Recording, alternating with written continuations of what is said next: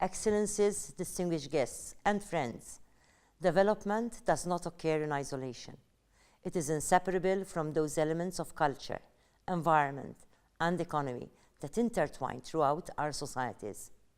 It is knotted into the processes of mean-making that ground our experiences, the spiritual, ecological, and political realities of our lives.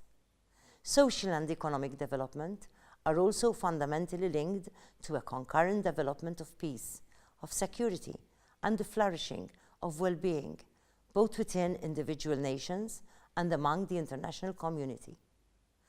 Throughout our work, we must continue exploring new strategies for the promotion of sustainable approaches to development. This shall require a concerted reorientation of our priorities away from short-term benefits enjoyed by the few, and instead towards the long-term good of each and every inhabitant of this world.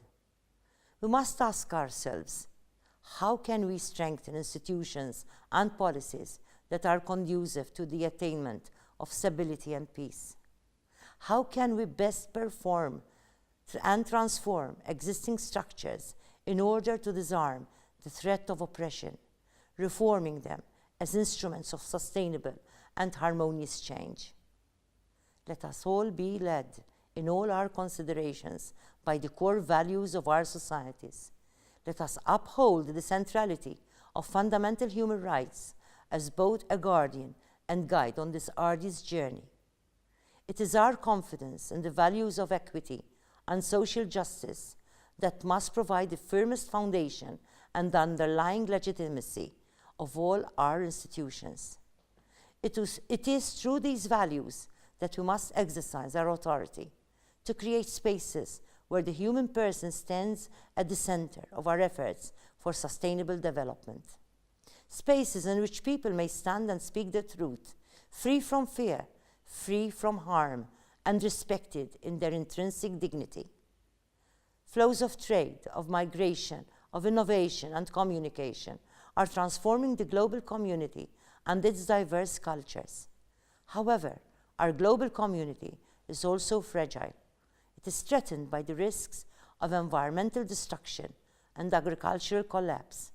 It is menaced by the growing shadow of discrimination and violence, gaining an alarming foothold even within nations that seemed ready to embrace new and peace-oriented perspectives. I am concerned by the ease with which our language seems to shift away from inclusion and towards a dangerous rhetoric of us against them.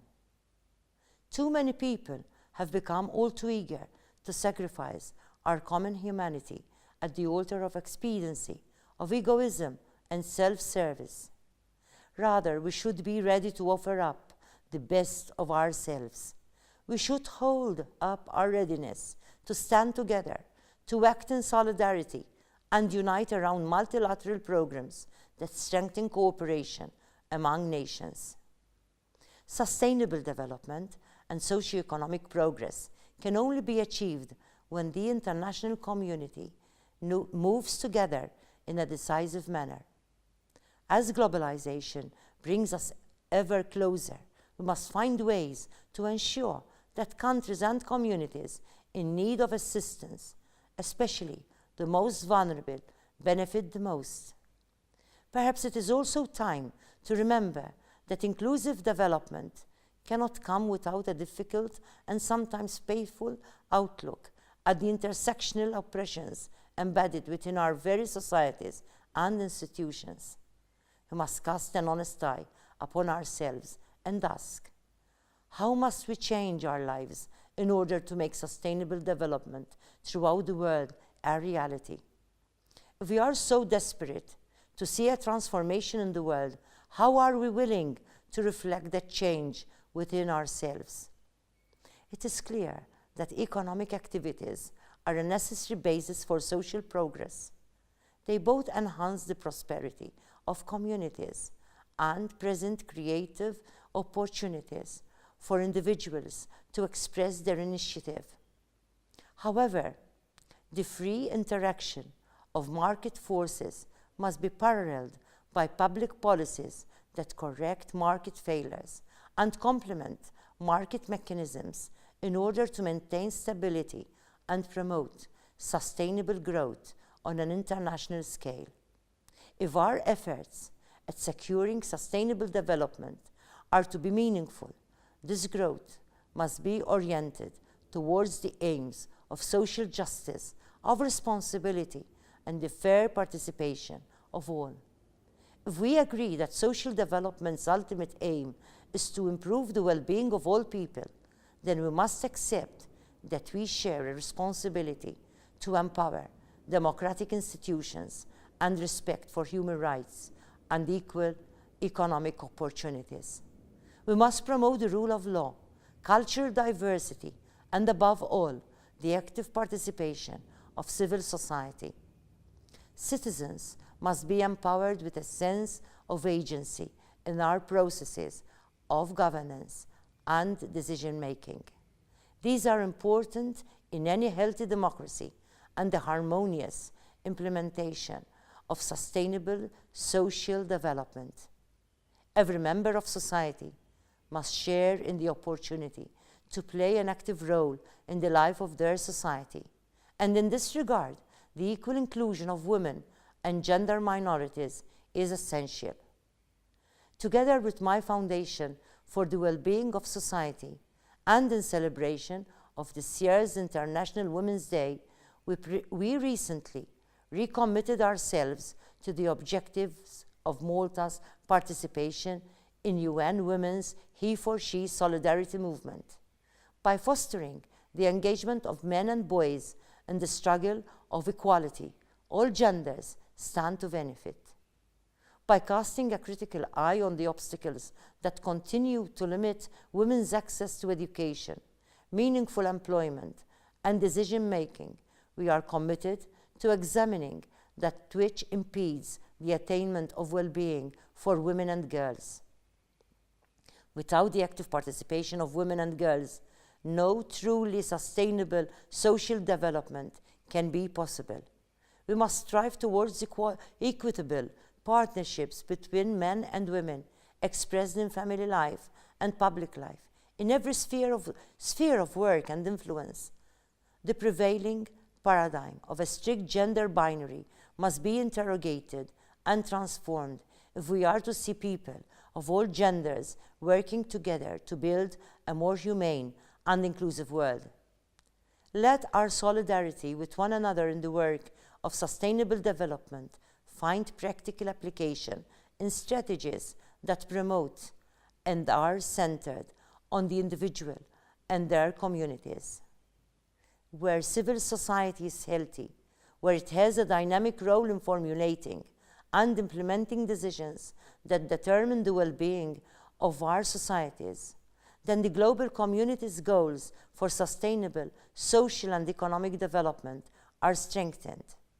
Let our solidarity bring us together to imagine patterns of sustainable growth that promote the inclusion of these issues in our economic and development strategies. Poverty is a major impediment to meaningful development, and the eradication of poverty is a prerequisite if we are to achieve an improved quality of life for citizens across the globe. Let us also prioritize the equitable and non-discriminatory distribution of benefits among oppressed and marginalized social groups and public policies that strive to overcome division. We must celebrate the social and economic benefits of diversity. Let our solidarity promote stable and supportive political and legal frameworks which clearly express the mutually strengthening relationships between development, democracy, and fundamental human rights. If we are able to increase cooperation at all levels to replace discourses of suspicion with a spirit of partnership and friendship, we shall have made a great stride towards the sustainable pursuit of peace that is at the root of all successful development. With the participation of my Foundation for the Well-being of Society, I am in the process of formalizing the creation of an Institute for Peace and Well-being. We have begun to bring together an international team around one table, featuring some of the most creative academics and practitioners to discuss the realities faced in the Mediterranean region today. By mobilizing the enthusiasm and experience of institutions, including UNESCO, ISESCO, the University of Cambridge, and the University of Columbia, we are all well positioned to make our own contribution towards the promotion of solidarity and the prioritization of social and economic development in the region. I encourage you to join us in the endeavor to share in our vision and to contribute your expertise to the attainment of these goals. Without adequate research, without appropriate public policies, and without authentic political and civic will, there can be no empowerment of people.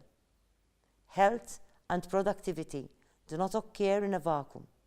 They grow out of policies that protect and sustain the well-being of individuals through their lives, that conserve the natural environment in which we make our homes, that expand access to the knowledge and education, and that strengthen the role of families, communities, and civil society in all sectors of life. Let me conclude by wishing you all a fruitful time for discussion. Ultimately, each one of us is entitled to lead a healthy and productive life.